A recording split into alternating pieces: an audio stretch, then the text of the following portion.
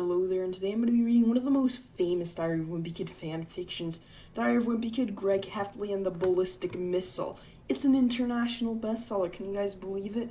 But yeah, anyway, I'm not going to drone on, but let's get straight into it. Day 1, Rowley and I were making lemonade to cool off after some heavy rounds of Twisted Wizard. Not long after, Dad explained to us that there's a ballistic missile heading towards our town in an hour and we need to evacuate immediately. Rowley and I were unsure if this was actually happening, and I received a notification on my phone. Dad was right. Why? I need answers. Where's this coming from? Where's the ballistic missile? Okay, no exposition, but you know what? Let's keep going. We got everything we needed and loaded everything into the car as fast as humanly possible. We saw other cars pull out of their driveways the same time we did. 50 minutes left. Rowley decided to tag along with us since his fat ass was too slow to run back home. Anyway, we started hitting the road. We found out we didn't have enough seats for Rowley, so we taped Manny's legs to the roof of the car. I don't care, it works. My mom then thought that giving Manny a gun would eliminate traffic, which is a stupid idea, but she still did it. If we put Manny on the roof of the car with a gun, we'll have less traffic to deal with. A few minutes later, we heard a gunshot from atop the car. Manny shot the gun and killed someone. We didn't know who he killed, but after Roderick heard the gunshot, he started congratulating Manny and told him he's doing a good job. This family, I tell you, good job, Manny. Rowley just looks traumatized. 38 minutes left. Dad started speeding just to get to some underground bunker in a park miles away so we could settle there during the nuclear fallout. Manny's on a shooting rampage right now, killing pedestrians left and right just to shave a few seconds. Rowley's been biting his nails the entire ride. I don't think Manny cares about traffic. I think he just likes killing people. And honestly, I think a lot of people would agree with me on that. Dad said we could haul all our stuff into the bunker in about 10 minutes. I'm not sure if we'll be able to get the tape of Manny's shoes off Manny's shoes in time. Hope Dad brought some spare drummies. I didn't even have lunch today. I managed to pack my Xbox, but I forgot my Formula 1 racing at home. Rowley's gonna be pissed. I wish Holly was with us.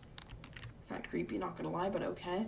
32 minutes left. We're getting really close to the bunker. Dad said we'll have time to spare if we don't get distracted, but we then heard a faint scream and a whack. When we all checked to see what happened, Manny flew off the car, hit the tunnel wall, and died.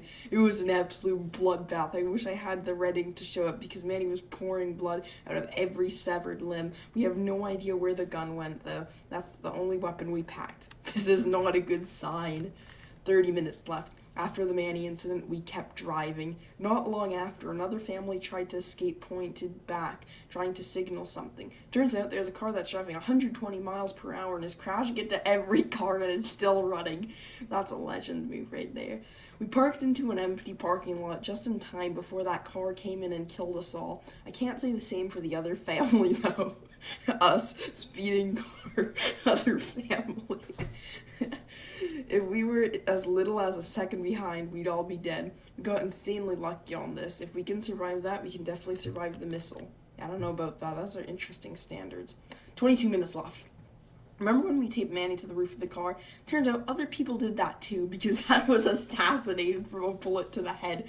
After we heard the gunfire, Mom pulled the emergency brake and we all took cover to the best of our extent. Shots were still being fired at our car and luckily nobody was hurt for the bullets. The windows, not really the same story. Adderley got cut deep in his arms and legs. I found a disinfectant and some band-aids and a first aid kit and that helped him stop crying about it.